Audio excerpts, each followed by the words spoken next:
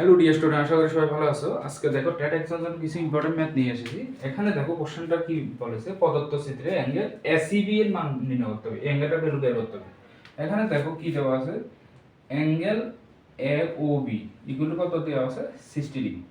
আমাদের একটা বিষয় লক্ষ্য রাখতে হবে, দেখো এটা যদি আমি আর্ক বা বৃত্তচাপ ধরে নিই, তাহলে এটার উপর সেম বৃত্তচাপের উপর দেখো এটা হলো কেন্দ্রস্থ কোণ, এটা হলো পরিধিস্থ কোণ। তাহলে সবসময় মনে রাখবে কেন্দ্রস্থ কোণ পরিধিস্থ কোণের দ্বিগুণ, মানে এটা যাই হবে এটার ডাবল হয়ে যাবে এটা। ওকে, তাহলে আমরা কি বলতে পারি, 2 ইন্টু অ্যাঙ্গেল, দেখো কি বের করতে বলেছে, এসিবি। এসিবিটা হলো পরিধিস্থ কোণ equal to angle AOB. AOB কি হয়ে যাবে, কেন্দ্রস্থ কোণ। তাহলে দেখো 2 into angle ACB, AOB value আমার কাছে দেওয়া আছে কি, প্রদত্ত যেটা 60 ডিগ্রি। তাহলে অ্যাঙ্গেল এসিবি কি হয়ে যাবে, ACB equal to 60 degree divide two equal to 30 degree. তাহলে আমার কারেক্ট অপশন হয়ে গেল সি নাম্বার অপশন। ওকে, এখানে কি বলেছে দেখো, বলেছে এখানে একটি ঘনকের কয়টি বর্গায়ত দ্বারা গঠিত। এটা হলো একটা ঘনকের ডায়াগ্রাম।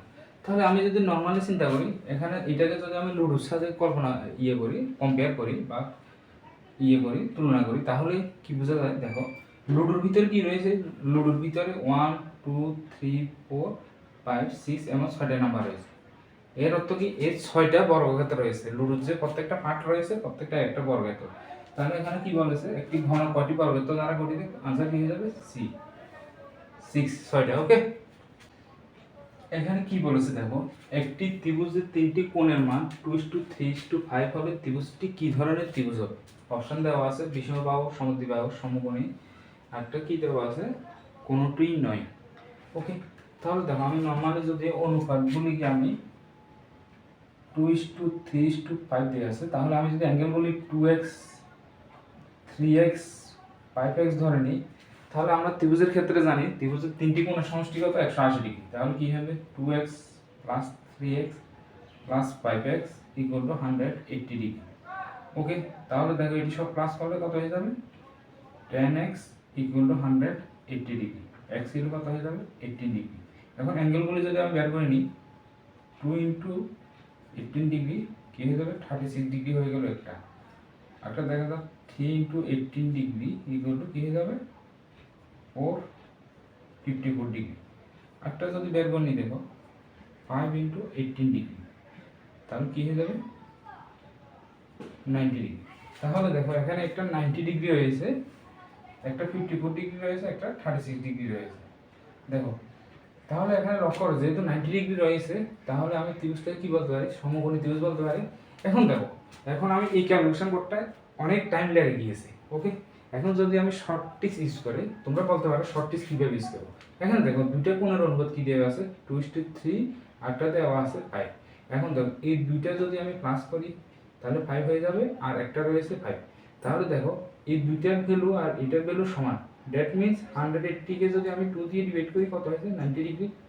তাহলে এদিকে 90 ডিগ্রি, এদিকে 90 ডিগ্রি। তাহলে এটাকে আমি কি বলতে পারি, যেহেতু দুইটার সাম 90 ডিগ্রি আর একটা এক্সট্রা 90 ডিগ্রি রয়েছে, তাহলে এটা কি ত্রিভুজ হয়ে যাবে, সমকোণী ত্রিভুজ। এটা একটা সুন্দর ট্রিক্স আছে এটার ক্ষেত্রে। এখানে দেখো যে কোশ্চেনটা রয়েছে, x + y = 4 দেওয়া আছে, x y = 2 দেওয়া আছে, তাহলে এটার ভ্যালু বের করতে হবে। তাহলে এটার ভ্যালু আমরা বের করার ক্ষেত্রে একটা সুন্দর একটা ফর্মুলা আছে, x³ + y³ = x + y³ - 3ab * a + b। এখানে ab বলতে x y কে বোঝানো হয়েছে। তাহলে x + y এর ভ্যালু কি, 4³ - 3x y এর ভ্যালু কি দেওয়া আছে, 2, আর x + y এর ভ্যালু দেখো 4 দেওয়া আছে। ওকে, তাহলে 4³ কি হয়ে যাবে, 64, মানে এটা দেখো 3 × 4 = 12, 24। তাহলে দেখো आंसर কি হয়ে যাবে, 40। সুন্দর একটা অঙ্ক, মোস্ট ইম্পর্টেন্ট অঙ্ক। সো আজকে এই পর্যন্ত। যদি ভিডিওটা ভালো লাগে চ্যানেলটাকে সাবস্ক্রাইব করে দেবেন এবং বন্ধুদের মাঝে শেয়ার করে দেবেন। সবাইকে অসংখ্য ধন্যবাদ।